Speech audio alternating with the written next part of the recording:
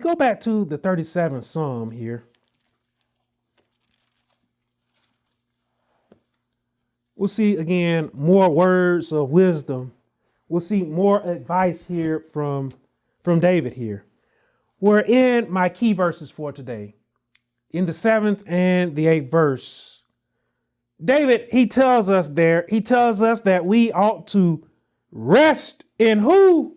Lord. In who? The Lord. Say that you're going to rest in the Lord today. Are you going to rest in the Lord today? Yep. Say, Pastor, I'm resting in the Lord today. Pastor, I'm resting in the Lord today. Say it again for me. Pastor, I'm resting in the Lord today. You say it, but I want you to believe it in your heart today. David, he said, rest in the Lord. And then look at what else David said there. David said, wait patiently for who? Him.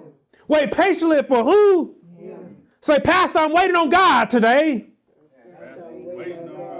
Say, Pastor, I'm waiting on God today. Are you waiting on God today?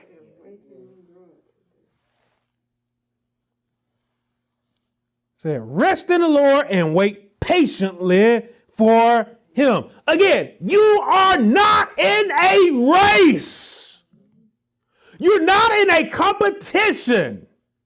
You cannot beat the clock, and you're not in a race against me nor anybody else that is around you. And I'm not, you're definitely not in a race with me because I'm not racing against you. You're not racing against anybody else. You're not racing against others. And listen to this. You're not racing against God as well. You see, God, he is going to bless you. You don't have to rush God. You see, that's what many of us are doing today. We are trying to rush what God has in store for us.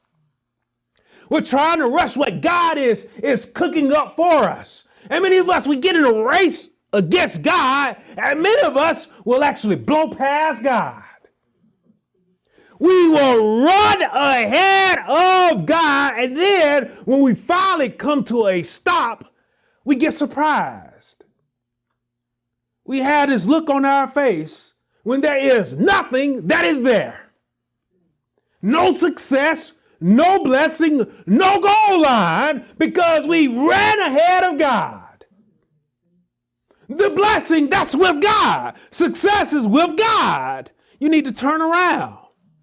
You need to slow down. You need to slow down. Racing against God, that is unhealthy. You see, this is why some of us today, we think that God isn't blessing us because we done ran ahead of him. And nothing is there.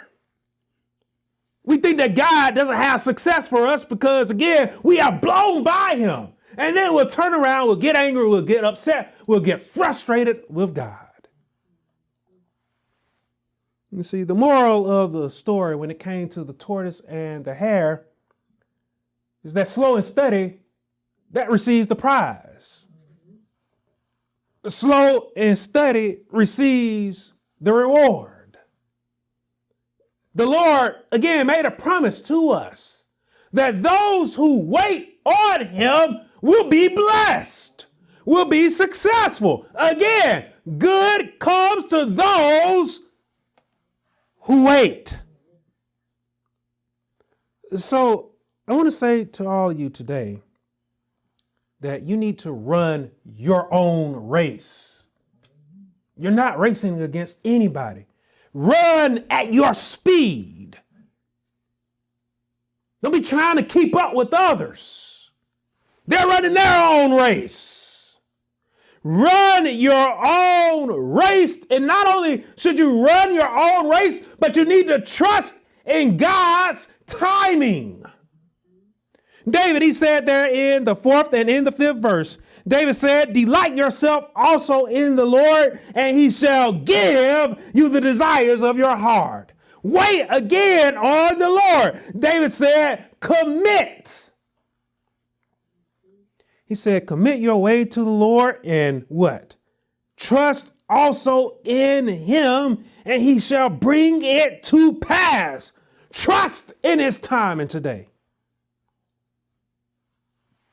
You see, your success story is not going to be immediate.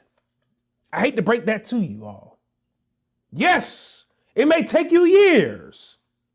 You see, Noah, he built an ark for hundreds of years before the blessing.